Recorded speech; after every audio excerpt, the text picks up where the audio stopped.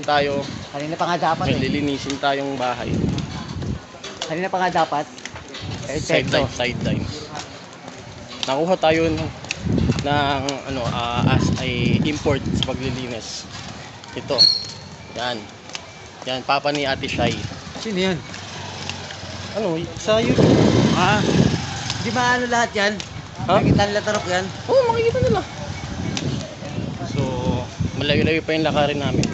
Balik tayo mamaya pagkarating sa bahay. Na-videoan yung paglilinis kasi madaming tao. Nakakayamang abala. Hindi, nag-video ako sa vlog. Nakapaglilinis na kami. Madumi na kami. Hindi lang namin na-videoan kasi maraming tao. Nakakayamang abala. Baka magulpi pa kami. Joke lang. Pero nalinis na namin. Kukuha na lang kami ng kariton para isa kayo mga bote. Kasi pwede pa siya ibenta. Pagkakapirahan din yun. Nakapiraan.